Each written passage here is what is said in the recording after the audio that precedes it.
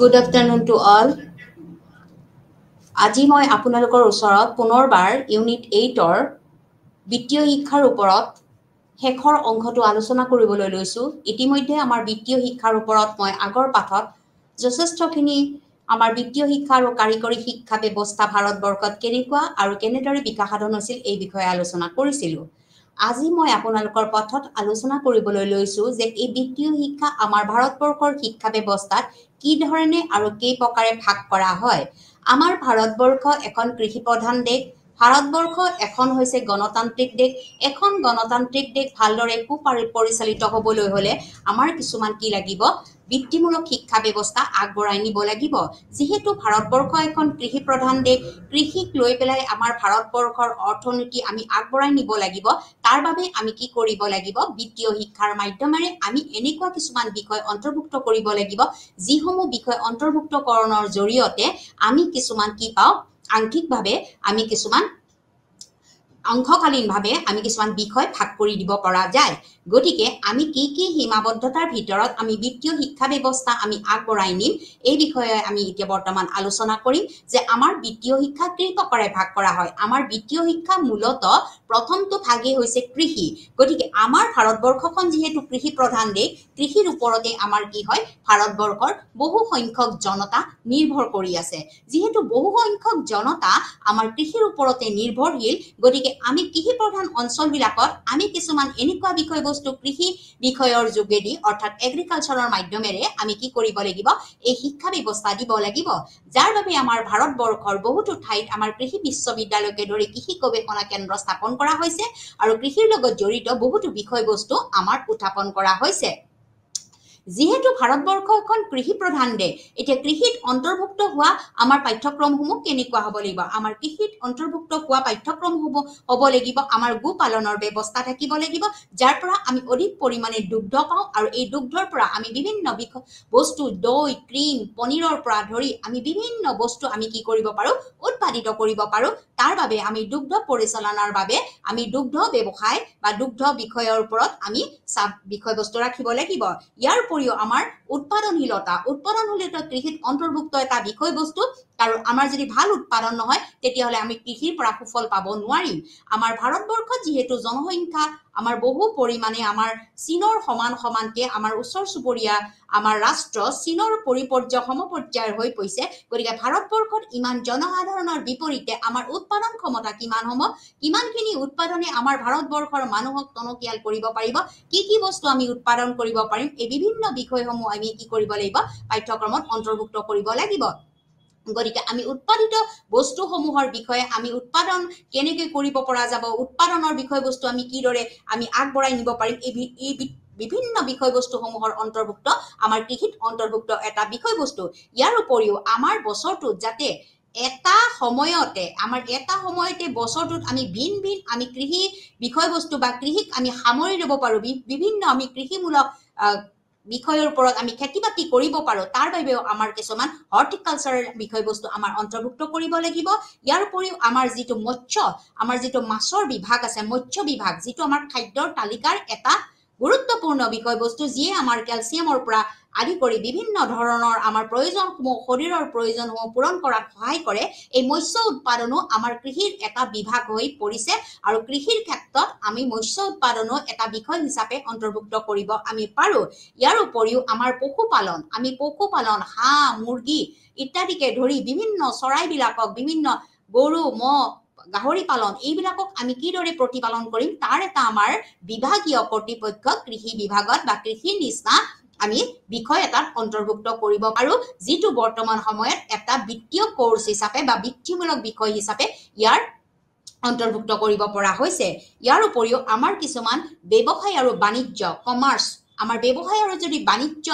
এই বিষয়টো যদি আমি নাথাকে, তেতিয়াহ'লে আমাৰ কি হ'ব, ভাৰতবৰ্ষৰ কৃষি প্ৰধান দেশত আমি কিদৰে ব্যৱসায় কৰিব, কিদৰে বাণিজ্য কৰিব, কোনটো বস্তু বেছিকৈ বিক্ৰী যাব, কোনটো বস্তু আমি বেছিকৈ উৎপাদন কৰিম, এই বিভিন্ন ক্ষেত্ৰত ক্ষেত্ৰসমূহৰ আলোচনা কৰিবৰ বাবে আমাৰ ব্যৱসায় আৰু বাণিজ্য এই দুটা বস্তু আমাৰ কি হ'ব অন্তৰ্ভুক্ত হৈ থাকিব ব্যৱসায় আৰু বাণিজ্য যদি আমাৰ দুটা বিষয়বস্তু আমাৰ অন্তৰ্ভুক্ত নাথাকে তেতিয়াহ'লে আমি কি কৰিব নোৱাৰিম বিত্তীয় শিক্ষা আমি আগবঢ়াই নিব নোৱাৰিম গতিকে ব্যৱসায় আৰু বাণিজ্যৰ যিটো দিশ এই দিশৰ ক্ষেত্ৰত আমি কি বিষয় অন্তৰ্ভুক্ত কৰিম এইটো এটা গুৰুত্বপূৰ্ণ বিষয় গতিকে আমাৰ যি ব্যৱসায় আৰু বাণিজ্য এই ব্যৱসায় আৰু বাণিজ্যত আমাৰ বিশেষকৈ থাকিব আমাৰ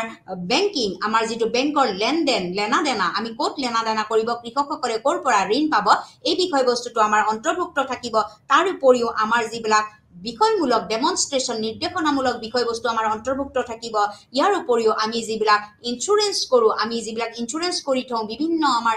হেল্থৰ ইঞ্চুৰেঞ্চ হওক স্বাস্থ্য সম্পৰ্কীয় ইঞ্চুৰেঞ্চ হওক আমাৰ ঘৰৰ আচবাবৰ ইঞ্চুৰেঞ্চ হওক বা ঘৰ দুৱাৰৰ ইঞ্চুৰেঞ্চ হওক বিভিন্ন ইঞ্চুৰেঞ্চৰ বিষয়বস্তুসমূহ আমাৰ ব্যৱসায় আৰু বাণিজ্যৰ নিচিনা ছাবজেক্টসমূহত বা কোৰ্চসমূহত আমাৰ কি হ'ব লাগিব অন্তৰ্ভুক্ত হ'ব লাগিব ইয়াৰ উপৰিও আমাৰ সেলছমেন আমি এই বস্তুবিলাক কেনেকৈ সেল কৰিম আমি কেনেকৈ বিনিয়োগ কৰিম আমি কেনেকৈ বিক্ৰী কৰিম এই বিষয়বস্তুটো আমাৰ ব্যৱসায় আৰু বাণিজ্য এই দুটা বিষয়ৰ লগত অন্তৰ্ভুক্ত এটা বিশেষ বস্তু ইয়াৰ পৰৱৰ্তী পৰ্যায়ত আমাৰ বিত্তীয় শিক্ষাৰ পাঠ্যক্ৰমৰ ক্ষেত্ৰত অন্য এটা বিষয় আহি পৰিছে যিটো হৈছে অভিযান্ত্ৰিক আৰু প্ৰযুক্তিবিদ্যা যিহেতু আমাৰ বৰ্তমান সময়ত বিজ্ঞান আৰু প্ৰযুক্তিবিদ্যা এটা বিশেষ স্থান লাভ কৰিছে ভাৰতৰ নিচিনাকৈ ভাৰতৰ দৰে বা ভাৰতৰ লগত অন্যান্য ৰাষ্ট্ৰসমূহৰ লগত যদি আমি ফেৰ মাৰিব লগা হয় তেতিয়াহ'লে আমাৰ অভিযান্ত্ৰিক আৰু প্ৰযুক্তিবিদ্যা নামৰ বিষয়টো আমি অন্তৰ্ভুক্ত কৰিব লাগিব তাত বিভিন্ন বিষয়সমূহ অন্তৰ্ভুক্তকৰণৰ জৰিয়তে আমি ছাত্ৰ-ছাত্ৰীসকলক কি কৰিব লাগিব আমি অভিযান্ত্ৰিক দিশত বা প্ৰযুক্তিমূলক বিষয়বস্তুত আমি আগবঢ়াই নিব লাগিব গতিকে অভিযান্ত্ৰিক আৰু প্ৰযুক্তিমূলক বিষয়সমূহত আমি কি বিষয়বস্তু আমি অন্তৰ্ভুক্ত কৰিব পাৰোঁ আমাৰ বায়ু সম্পৰ্কীয় যেনেকৈ আমি উৰাজাহাজত আমি ইখন জাগাৰ পৰা অতি সোনকালে আমি ইখন জাগালৈ যাব পাৰোঁ তাৰ বাবে আমাৰ কিছুমান কি লাগিব আমাৰ এই বায়ু সম্পৰ্কীয় বিষয়বস্তুটো আমাৰ ইঞ্জিনিয়াৰিঙত বা এয়াৰ হোষ্টেজ বা এয়াৰ ইঞ্জিনিয়াৰিঙৰ ওপৰত আমাৰ গুৰুত্বপূৰ্ণ বিষয়বস্তু দিব লাগিব ইয়াৰ উপৰিও এটা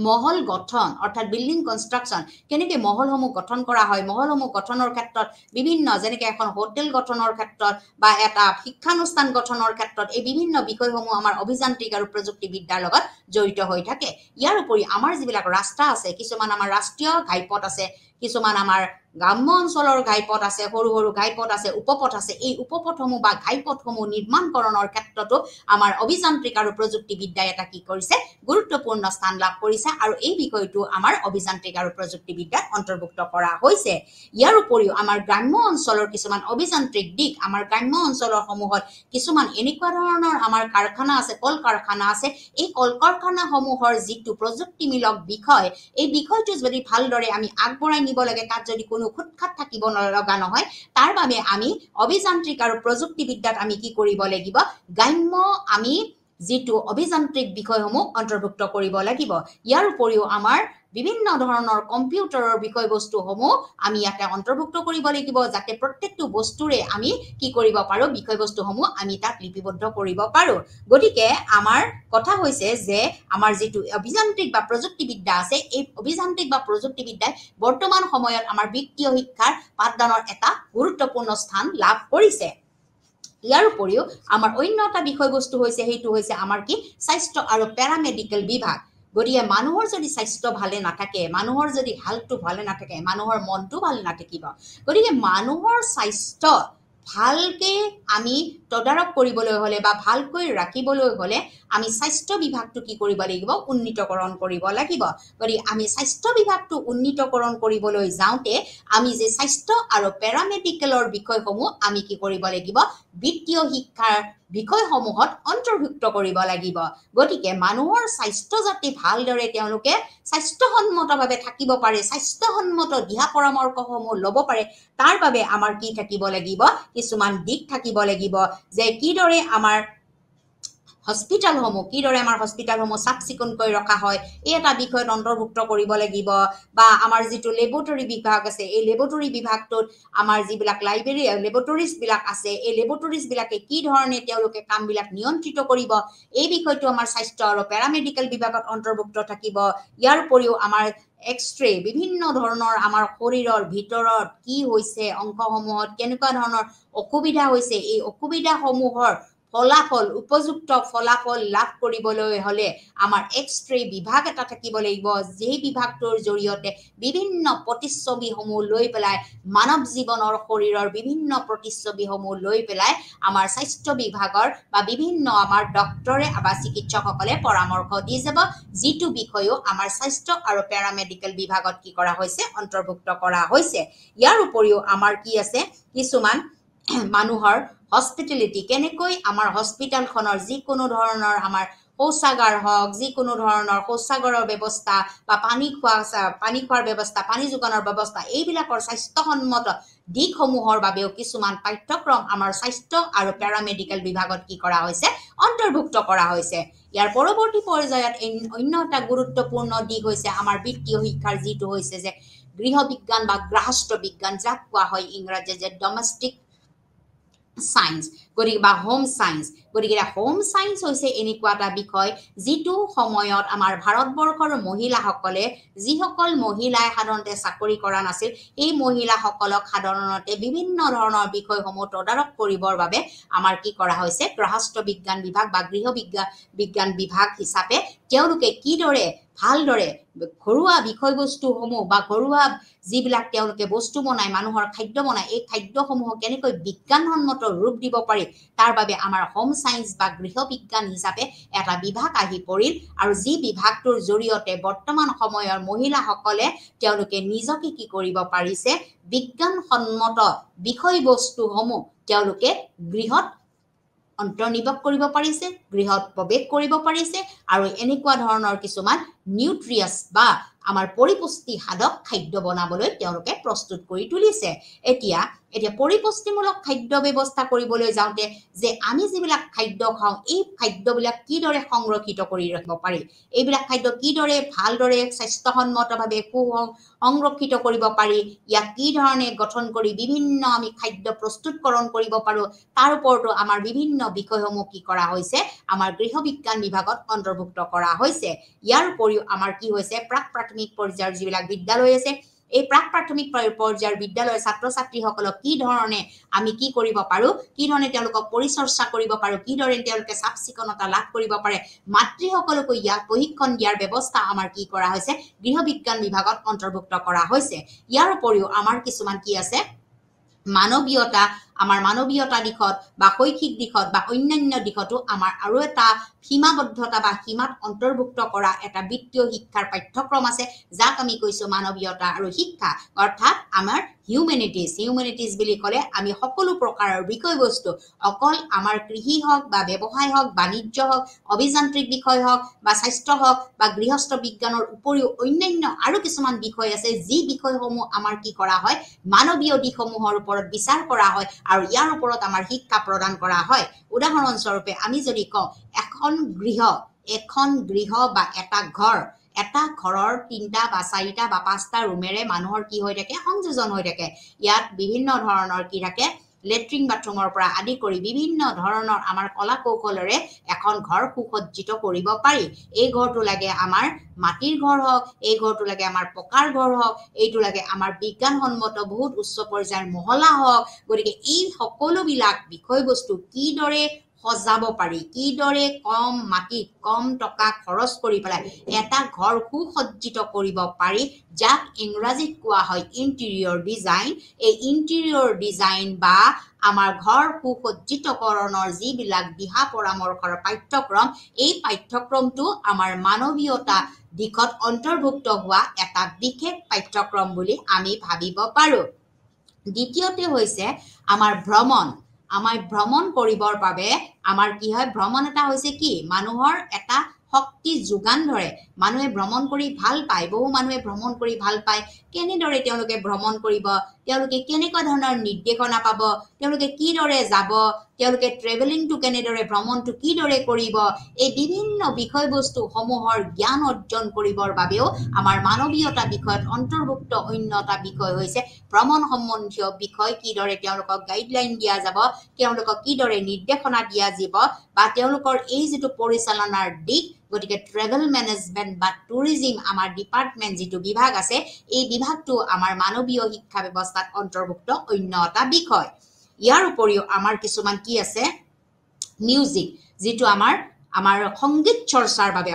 চৰ্চাৰ বাবেও আমাৰ কিছুমান পাঠ্যক্ৰমত অন্তৰ্ভুক্ত বিষয় আছে যেটো আমাৰ মানৱীয়তা বিষয়ত অন্তৰ্ভুক্ত হোৱা অন্য এটা দিশ ইয়াৰ উপৰিও আমাৰ কিছুমান আছে কি কমাৰ্চিয়েল আৰ্ট যেটো আমাৰ বাণিজ্যিক কলা বুলি কওঁ যে কিছুমান এনেকুৱা ছাত্ৰ ছাত্ৰী আছে যিসকলক আমি দিবাংগ বুলি কওঁ যিসকলক আমি বাধাগ্ৰস্ত শিশু বুলি কওঁ এই বাধাগ্ৰস্ত শিশুসকলে অন্যান্য সাধাৰণ শিশুৰ নিচিনাকৈ শিক্ষা গ্ৰহণ কৰিব নোৱাৰাৰ ফলস্বৰূপে তেওঁলোকক পৰিপূৰক হিচাপে আমি কিছুমান এনেকুৱা কলাত্মক দিশৰ শিক্ষা দিব পাৰো যেটো তেওঁলোকে বাণিজ্যিকভাৱে তেওঁলোকে অৰ্থনৈতিকভাৱেও নিজৰ পৰিচালনা কৰি আত্মনিৰ্ভৰশীল হোৱাৰ সুযোগ পায় যেটো বিষয়বস্তু আমাৰ মানৱীয়তা আৰু শিক্ষা বিষয়ত অন্তৰ্ভুক্ত কৰিব পাৰি যাক আমি বাণিজ্যিক কলা বুলি কওঁ অৰ্থাৎ কমাৰ্চিয়েল আৰ্ট ইয়াৰ উপৰিও আমাৰ যেটো লাইব্ৰেৰী আছে আমাৰ যেটো লাইব্ৰেৰী বা আমাৰ যেটো ইনফৰমেশন তথ্য সংযোগকৰণৰ যেটো বিষয়বস্তু আছে তথ্য সংযোগকৰণ কেনেকৈ তথ্য লাভ কৰিব কেনেকৈ মানুহৰ লগত আমি কমিউনিকেশ্যন কৰিম বা যোগাযোগ সাব্যস্ত কৰিম তথ্য আৰু যোগাযোগ বিভাগ আৰু লগতে আমাৰ যি সংৰক্ষিত কিতাপসমূহ আমি যেনেকৈ লাইব্ৰেৰীত সংগ্ৰহ কৰি ৰাখো সংগ্ৰহালয় আমি সংগ্ৰহ কৰি ৰাখো এই সংৰক্ষণৰ জৰিয়তে কি ধৰণৰ বিষয়বস্তুসমূহ তেওঁলোকে লাভ কৰিব পাৰিব এইটো মানৱীয়তা আৰু শিক্ষাত অন্তৰ্ভুক্ত হোৱা অন্য এটা বিষয় গতিকে আমি দেখা পালো যে আমাৰ বিত্তীয় শিক্ষাৰ ক্ষেত্ৰত আমাৰ উপৰোক্ত দিশসমূহ আমাৰ অন্তৰ্ভুক্ত কৰা হৈছে এতিয়া মই আপোনালোকৰ আগত আলোচনা কৰিম যে আমাৰ যেটো বিত্তীয় শিক্ষা ব্যৱস্থা আছে এই শিক্ষা ব্যৱস্থাটোৱে আমাৰ জাতীয় বিকাশ সাধনৰ ক্ষেত্ৰত কিদৰে সহায় কৰিছে অৰ্থাৎ vocational education for the national development আমাৰ যেটো বিত্তীয় শিক্ষা ব্যৱস্থা আছে এই শিক্ষা ব্যৱস্থাটোৱে আমাৰ কিদৰে জাতীয় বিকাশ সাধনৰ ক্ষেত্ৰত সহায় কৰিছে গতিকে আমি জানো যে ভাৰতবৰ্ষৰ জাতীয় বিকাশ সাধনৰ ক্ষেত্ৰত আমাৰ বিত্তীয় শিক্ষা ব্যৱস্থাই যথেষ্ট পৰিমাণে সহায় কৰিছে ইতিমধ্যে মই আপোনালোকক বহুবাৰ কৈছো আমাৰ ভাৰতবৰ্ষ হৈছে অৰ্থনৈতিকভাৱে এখন পিছপৰা দেশ গতিকে অৰ্থনৈতিকভাৱে এখন পিছপৰা দেশ অৰ্থনৈতিকভাৱে আমাৰ এখন কৃষি প্ৰধান দেশৰ ওপৰত আমি নিৰ্ভৰ কৰিব লাগে ভাৰতবৰ্ষৰ এতিয়াও বহু ৰাজ্য কৃষিৰ ওপৰত নিৰ্ভৰশীল গতিকে কৃষিৰ ওপৰত যেহেতু নিৰ্ভৰশীল গতিকে কৃষি যেহেতু এটা বৃত্তিমূলক শিক্ষা ব্যৱস্থাত অন্তৰ্ভুক্ত হৈছে গতিকে এই বৃত্তিমূলক শিক্ষা ব্যৱস্থাইনো আমাৰ জাতীয় বিকাশ সাধনত কিদৰে সহায় কৰিছে আৰু জাতীয় বিকাশ সাধন হবলৈ হলে আমাৰ এই যেটো বিত্তীয় শিক্ষা ব্যৱস্থাৰ বাবে আমি কি পদক্ষেপ আমি আগবঢ়াম বা কি পদক্ষেপ হলেহে আমাৰ জাতীয় বিকাশ সাধন হ'ব এই বিষয়ে মই আলোচনা কৰিবলৈ লৈছো এতিয়া আমি জানো যে যিবিলাক বিষয়ে মানুহৰ কোনো এটা বৃত্তিৰ লগত জড়িত হৈ থাকে সেই বৃত্তিটোৱে যেতিয়া তেওঁক আত্মনিৰ্ভৰশীল হোৱাৰ তেওঁক সহায় কৰে তেতিয়াই আমাৰ জাতি এটাৰ কি হয় বিকাশ সাধন হয় কাৰণ আজিৰ শিশু কাইলৈ নাগৰিক today children is a tomorrow citizenship গতিকে আজিৰ শিশুটো আমি যদি জাতীয় বিকাশ সাধনৰ ক্ষেত্ৰত আমি আগবঢ়াই নিব লগা হয় তেতিয়াহলে প্ৰত্যেকটো শিশুৱে কি হ'ব লাগিব ভকেশনালি বা বৃত্তিমূলকভাৱে তেওঁলোকে কোনো এটা বৃত্তি গ্ৰহণৰ জৰিয়তে স্বাৱলম্বী হ'ব লাগিব গতিকে আমাৰ বৃত্তিমূলক শিক্ষা ব্যৱস্থাৰ লক্ষ্যটোৱে হৈছে তেওঁলোকে যিকোনো বিষয়ত পৰৱৰ্তী পৰ্যায়ত তেওঁলোকৰ শিক্ষা সমাপ্ত হোৱাৰ পিছত তেওঁলোকে যিকোনো এটা বিষয়ৰ ওপৰত তেওঁলোকে বৃত্তি গ্ৰহণ কৰি পেলাই এই দেশখনক আগবঢ়াই নিয়াৰ এটা প্ৰচেষ্টা হাতত ল'ব গতিকে এই বৃত্তিমূলক দিশটো আমি কিদৰে আমি আগবঢ়াই নিম গতিকে আমি আগবঢ়াই নিবলৈ হলে প্ৰথমতে লাগিব জ্ঞান আৰু দক্ষতাৰ জৰিয়তে কৰ্মশক্তিৰ বিকাশ কৰাৰ প্ৰয়োজন জ্ঞান আৰু দক্ষতাৰ জৰিয়তে কৰ্মশক্তি বিকাশ কৰাৰ প্ৰয়োজন এতিয়া আমাৰ বৃত্তীয় শিক্ষা আমি যেতিয়া ছাত্ৰ ছাত্ৰীসকলক দিম এই ছাত্ৰ ছাত্ৰীসকলক বৃত্তীয় শিক্ষাৰ জ্ঞান দিয়াৰ লগে লগে আমাৰ কি হ'ব তেওঁলোকৰ বিভিন্ন প্ৰকাৰৰ যেটো দক্ষতা কাৰণ আমাৰ ভকেশনাল এডুকেশ্যন বুলি ক'লে বা বৃত্তীয় শিক্ষা বুলি ক'লে আমাৰ ভাৰতবৰ্ষত এটা বৃত্তিয়েই নাই আমাৰ বহুত বৃত্তি আছে এইমাত্ৰ মই আপোনালোকক আলোচনা কৰিলো কৃষিৰ পৰাই হওক আমাৰ কাৰিকৰী দিশৰ পৰাই হওক আমাৰ স্বাস্থ্য বিভাগৰ পৰাই হওক আমাৰ মানৱীয়তা দিশৰ পৰাই হওক আমাৰ বিভিন্ন বিষয়ৰ ওপৰত বা গ্ৰাহস্থ বিজ্ঞানৰ ওপৰতে হওক বিভিন্ন ধৰণৰ আমাৰ বৃত্তিমূলক শিক্ষা ব্যৱস্থা আমাৰ ভাৰতবৰ্ষত আছে গতিকে প্ৰত্যেকজন ব্যক্তিয়ে তেওঁলোকৰ নিজৰ ক্ষমতা আৰু দক্ষতা অনুযায়ী তেওঁলোকে বৃত্তি ল'ব কাৰণ আমি জানো যে প্ৰত্যেক ব্যক্তি ইজনে আনজনতকৈ বেলেগ গতিকে ইজনে যেহেতু আনজনতকৈ বেলেগ তেওঁলোকৰ যেটো জ্ঞান তেওঁলোকৰ যেটো দক্ষতা এই দক্ষতাৰ জৰিয়তে কি হ'ব কৰ্মশক্তি বিকাশ সাধন কৰাৰ প্ৰয়োজন হ'ব গতিকে জ্ঞান আৰু দক্ষতাৰ জৰিয়তে প্ৰত্যেক প্ৰত্যেকটো শিশুৱে বা প্ৰত্যেকটো ছাত্ৰ ছাত্ৰী কি হ'ব লাগিব কৰ্মশক্তি বিকাশ কৰাৰ প্ৰয়োজন আহি পৰিব তেওঁলোকে যিখিনি জ্ঞান লাভ কৰিব যিটো বিষয়ত বা যিটো ভিত্তিত জ্ঞান লাভ কৰিব তাৰ তেওঁ দক্ষতা থাকিব লাগিব আৰু এই দক্ষতাটোৰ জৰিয়তেহে তেওঁ কি হ'ব সেই বিশেষ বিষয়টোৰ ওপৰত তেওঁ কৰ্মশক্তি কি হ'ব জাগ্ৰত হ'ব আৰু বিকাশ কৰিব পাৰিব আৰু এইটোৰ প্ৰয়োজন থকাটো অতিকৈ বাধ্যতামূলক ইয়াৰ উপৰিও দ্বিতীয়টো হৈছে যে মানৱ সম্পদৰ বিকাশ গতিকে যিকোনো এটা বৃত্তিমূলক শিক্ষা কোনে গ্ৰহণ কৰিব কোনো এজন ব্যক্তিয়ে গ্ৰহণ কৰিব গতিকে সেই ব্যক্তিজন কি আমাৰ দেশৰ এটা সম্পদ যাক আমি কৈছো মানৱ সম্পদ যেনেকৈ আমাৰ পাঠ্যক্ৰম ভালদৰে পৰিচালিত হ'বলৈ হলে আমাৰ যিকোনো এটা শিক্ষণীয় বিষয়বস্তু ভালদৰে পৰিচালিত হ'বলৈ হলে আমাৰ কি হ'ব লাগিব কিছুমান সম্পদৰ দৰকাৰ হ'ব গতিকে এই সম্পদটোৰ বিকাশ সাধনৰ ক্ষেত্ৰত আমাৰ কোনে সহায় কৰিব মানুহে সহায় কৰিব গতিকে মানৱ সম্পদৰ বিকাশ সাধন কোনে কৰিব এই বৃত্তিমূলক শিক্ষা ব্যৱস্থাই কৰিব আৰু এই বৃত্তিমূলক শিক্ষা ব্যৱস্থাৰ জৰিয়তে আমাৰ কি হ'ব জাতীয় বিকাশ সাধন হ'ব গতিকে মানৱ সম্পদৰ বিকাশ সাধনৰ অন্তৰালতে আমাৰ কি হৈ আছে জাতীয় বিকাশ সাধনৰ কথাটো আমাৰ আহি পৰিছে ইয়াৰ পৰৱৰ্তী পৰ্যায়ত হৈছে প্ৰশিক্ষণৰ মনোভাৱ শিশুৱে শিক্ষা স্থানত এক প্ৰকাৰৰ ইন্টেনচিভ সদৃশ কৰা এতিয়া যিবিলাক প্ৰশিক্ষণ দিয়া হ'ব গতিকে যিবিলাক প্ৰশিক্ষণ দিয়া হ'ব বা প্ৰশিক্ষণৰ মনোভাৱ যিবিলাক ছাত্ৰ ছাত্ৰীয়ে পাব বা শিশুসকলে পাব তেওঁলোকে যিটো স্থানত শিকিব সেইটো এক প্ৰকাৰৰ হৈছে আমাৰ কি এন্টাৰপ্ৰেনাৰশ্বিপ সদৃশ কৰা হয় বিভিন্ন দিশত সংযোজিত কৰা হয় গতিকে প্ৰশিক্ষণপ্ৰাপ্ত শিশুসকলৰ মনোভাৱে তেওঁলোকৰ শিক্ষা বিষয়বস্তুসমূহৰ ওপৰত জাতীয় বিকাশৰ ওপৰত যথেষ্ট পৰিমাণে সহায় কৰিব ইয়াৰ উপৰিও পৰৱৰ্তী পৰ্যায়ত আমি দেখিছো যে আমাৰ যিটো ভাৰতীয় অৰ্থনীতি অৰ্থাৎ ইণ্ডিয়ান ইকনমি আমাৰ ভাৰতীয় অৰ্থনীতি কৃষিৰ ওপৰত আধাৰিত হৈ থকাটো গুৰুত্বপূৰ্ণভাৱে অব্যাহত আছে ইতিমধ্যে মই আপোনালোকৰ আগত অলপ আগতে আলোচনা কৰিলো যে কৃষি হৈছে এটা বৃত্তিমূলক শিক্ষা ব্যৱস্থা যিটো আমাৰ জাতীয় বিকাশ সাধনৰ ক্ষেত্ৰত যথেষ্ট পৰিমাণে আমাৰ সহায় কৰে গতিকে ভাৰতীয় অৰ্থনীতিত কৃষিৰ আধাৰিত হৈ থকাটো এটা গুৰুত্বপূৰ্ণ বিষয় হিচাপে আমাৰ কি হৈ আছে অব্যাহতি হৈ আছে গতিকে ইয়াৰ পিছত আমি দেখা পালো যে আমাৰ যিবিলাক ভাৰতবৰ্ষৰ লোক আছে এই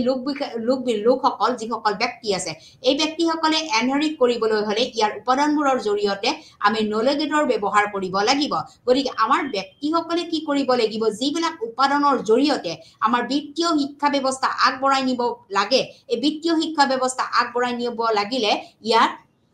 নলেজৰ ব্যৱহাৰৰ বিষয়বস্তু আমাৰ কি কৰিব লাগিব ইয়াত অন্তৰ্ভুক্ত কৰিব লাগিব ইয়াৰ উপৰি আমাৰ কিছুমান কি আছে সামাজিক পৰিৱৰ্তন আছে সামাজিক পৰিৱৰ্তন আমি আনিবলৈ হলে আমি কি কৰিব লাগিব জ্ঞানক এক শক্তিশালী সঁজুলি হিচাপে ব্যৱহাৰ কৰিব লাগিব গতিকে আমাৰ সমাজখন ভালদৰে পৰিৱৰ্তন সাধন কৰিবলৈ হলে আমাৰ যিখিনি জ্ঞান এই জ্ঞানখিনি এক শক্তিশালী সঁজুলি হিচাপে আমি ব্যৱহাৰ কৰিব লাগিব গতিকে প্ৰত্যেকটো ব্যক্তিৰে জ্ঞান শক্তি তেওঁলোকৰ প্ৰশিক্ষণৰ তেওঁলোকৰ যিখিনি তেওঁলোকৰ নলেজ বা অভিজ্ঞতা এই অভিজ্ঞতা সকলোবিলাকৰে বেলেগ বেলেগ বৃত্তি অনুযায়ী তেওঁলোকৰ অভিজ্ঞতা বেলেগ বেলেগ বৃত্তি অনুযায়ী তেওঁলোকৰ বিভিন্ন ধৰণৰ সঁজুলি ব্যৱহাৰ কৰে আৰু এই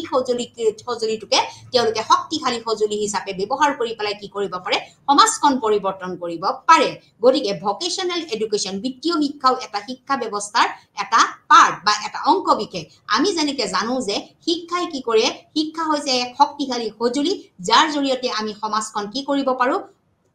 পৰিৱৰ্তন কৰিব পাৰো গতিকে এডুকেশ্যন যেনেকৈ এটা strong instrument for our social change for preservation of culture আমি আমাৰ সংস্কৃতি সংৰক্ষণ কৰিব পাৰো আমি আমাৰ সমাজখন পৰিৱৰ্তন কৰিব পাৰো ঠিক সেইদৰে আমাৰ যিটো বৃত্তিমূলক শিক্ষা ব্যৱস্থা এই শিক্ষা ব্যৱস্থাও এক শক্তিশালী সঁজুলি হিচাপে ব্যৱহাৰ কৰা হৈছে যাক আমি সামাজিক পৰিৱৰ্তন কৰিবলৈ আমি কি কৰিব পাৰিছো সাধ্য হ'ব পাৰিছো ইয়াৰ উপৰিও আমাৰ জাতীয় বিকাশ সাধনৰ ক্ষেত্ৰত অন্য এটা গুৰুত্বপূৰ্ণ কথা ইয়াত অন্তৰ্ভুক্ত হৈ আছে সেইটো হৈছে উদ্ভাৱনৰ প্ৰতিশ্ৰুতি যেতিয়া আমাৰ বৃত্তিমূলক শিক্ষা ব্যৱস্থাই একোটা ডাঙৰ কাৰখানা কল কাৰখানা প্ৰস্তুত কৰিবলৈ আমাৰ কি হ'ব আগ্ৰহী হ'ব তেতিয়াই নতুন আমাৰ কি হ'ব উদ্ভাৱন শক্তি নতুন বিষয়বস্তু আমি জানিব পাৰিম উদাহৰণ স্বৰূপে আমি যেতিয়া আমাৰ অসমত বিশেষকৈ পাণ আৰু তামোল আমি